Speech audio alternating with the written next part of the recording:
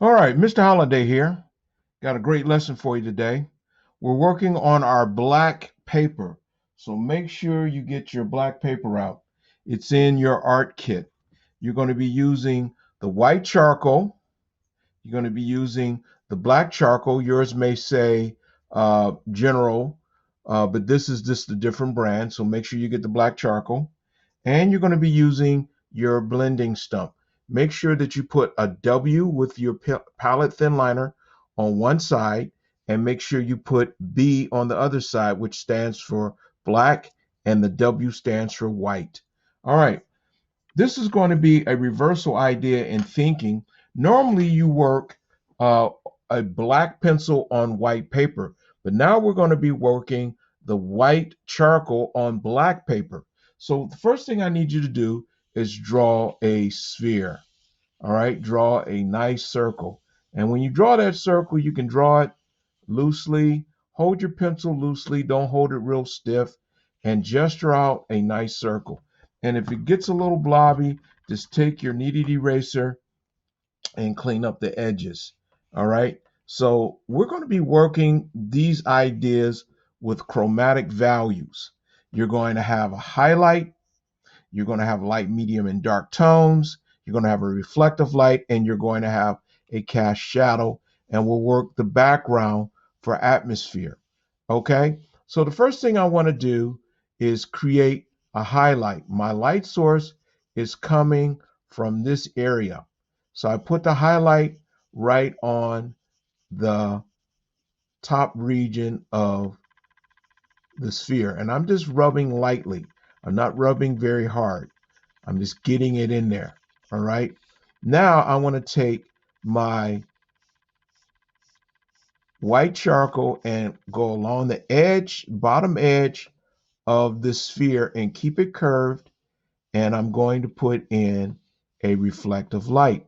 Now your reflective light is a real cool dynamic backlight, and usually it's not that big, but it kind of like curves along the edge. And because the light source is coming from here, I'm thinking of a tabletop, so I would see a little bit of a reflective light right in here because this is where I would be working a cast shadow. And usually you see reflective lights as they bounce and separate from the cast shadow. So that's something to keep in mind. All right. Now I'm going to take my white charcoal pencil and establish a tabletop like this. And I'm going to put one on the other side using my black charcoal pencil. And I'm keeping that level.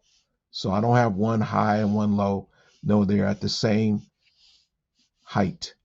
All right. Now I'm going to take my white side of my blending stump and I'm going to soften up this crescent reflective light.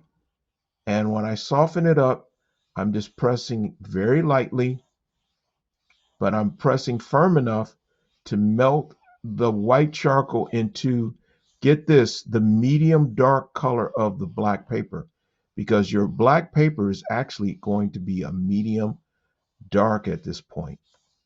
It's not a dark anymore, it's a medium dark, because now I'm making the paper one of the mediums. And one of the values, let me put it that way. I'm making the paper one of the values of this black and white drawing. And this is really important that you get this idea going. Now I want to fade this highlight into a light source that's on the sphere. And I'm rubbing in a circular motion, not using any very chaotic strokes, keeping it very uniform, almost a buffing motion, if you will, to really work that and soften it up and melt it into the paper. Now I want to take my white charcoal and I want to add it behind the horizon line along the edge of the sphere, and I want to work it with some nice curved hatch lines along the edge of the sphere, just like that, to really separate the sphere from the background. So this gives it atmosphere. And notice again, I'm not using like haphazard lines. I'm using nice uniform hatch lines. Actually, they're hatch curve lines right in this region, okay? And that's really important that you do that. And I'm going to use a buffing motion to melt that light tone into the medium dark tone of the paper, creating value. So it moves from light to medium, and finally medium, the medium dark of the paper. Now, some people may say, well, can I use my finger? Yeah, you can use your finger, but your finger has oils in it, so you have to be careful with that. So make sure your fingers are clean, and make sure that you don't eat food when you do a drawing like this. Like potato chips are notorious for leaving very, very grease marks on your drawing. So never eat and draw. That's a rule of thumb. So now I'm getting this to blend. You see how that works? And I can get in here and clean up this edge if it gets a little out of control, because I still want a nice edge here. And I want to make sure that that's still blended, so that edge still has a little bit of medium, kind of like a medium light tone. This is light now on the outer edge of the sphere. All right, now I'm ready to start getting into some heavy duty stuff here. We're going to get into some coarse shadows with the charcoal pencil. So with the charcoal pencil, I'm pressing hard, keeping it curved. And notice I'm holding my pencil with my thumb and index finger. It's just a relaxed way of drawing. Some people like drawing like this, but I tend to like holding my pencil like a paintbrush sometimes. And I get a lot of control that way. And you can curve it around this region of the sphere. And this is called our coarse shadow. And it's just a little shape like this. And it works its way curving around right next to that reflective light. And I'm going to go with the black side of my blending stump. And with a blending motion, I'm going to work that edge and work it right along the edge of the sphere, right here a little bit, and work it so that it blends into the paper. So I'm moving from a dark to a dark to a medium dark. And this is done with the blending stump. And I'm being very careful to maintain that reflective light. So I'm controlling the value now. This is very important. And I'm using very small buffing motions and keeping in mind that I want to show a gradient in value. So we're moving from dark to medium dark to medium dark to medium. And I'm working this in this area of the sphere. Now, I want to work this down so it kind of like blends into a medium light. So I'm being very careful as I work back this coarse shadow into the reflective, and they both have to merge together at some point and soften up. So you can see me working this very carefully down here. Now this is where you can get a little murky. A little bit of the white charcoal can get into that black, but just be careful that you don't press too hard. And then you can go back with your blending stump on your white side and work that as well.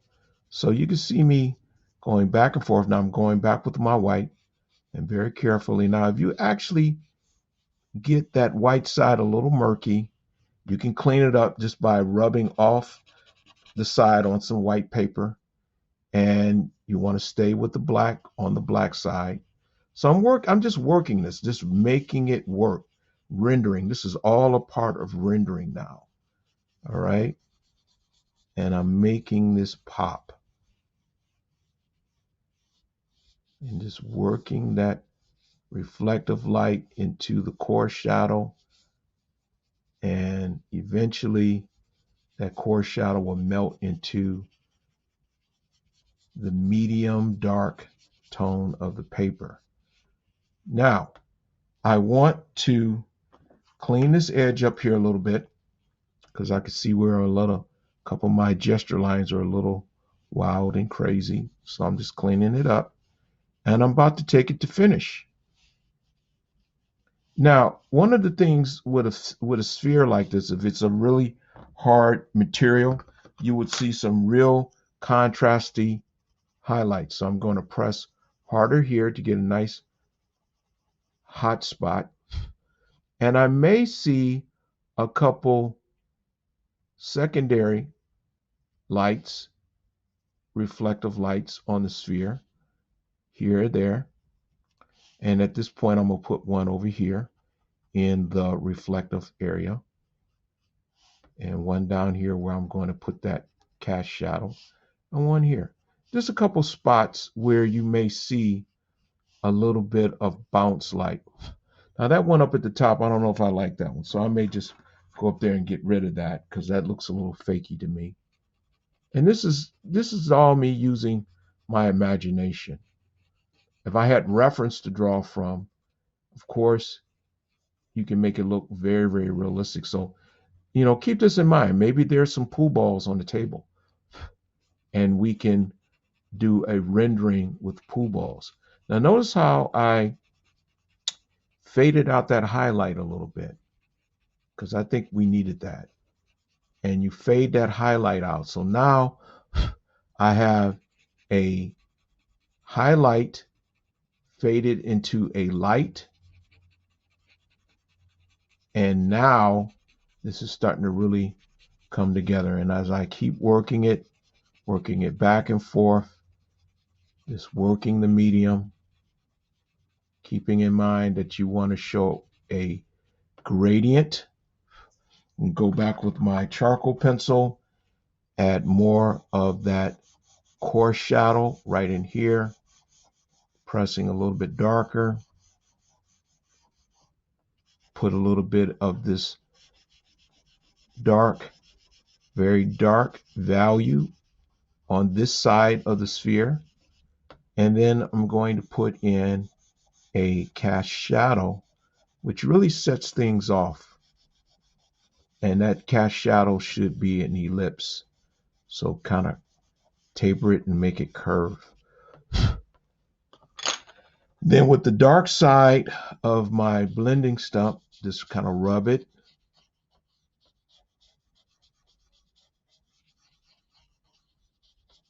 Keeping it uniform. And like I said, you just can keep working on this until it becomes almost very realistic. Give me from rushing this a little bit. I want to end this demo so you can actually work on this. Some of you are working along with me. Some of you may just be watching. But I want you to do this and show me what your results are. Okay, like I said, I could keep working on this, smoothing things out. Notice how I'm managing this side of the sphere. And it's a very, very thin line up here. But it's very important that this dark, the dark, works against the medium dark of the paper. And I'm taking some time there to really blend that edge out. So working it back and forth, blending it, creating realistic values, light, medium, and dark, and then chromatic steps where you have medium darks and medium lights, you can really work your design and your object to almost look like it's photorealistic. Okay, I could keep working on this, but I'm going to stop at this point. And there you have it. I hope that helps. Hope you were successful. Thumbs up. Okay, let's get at this.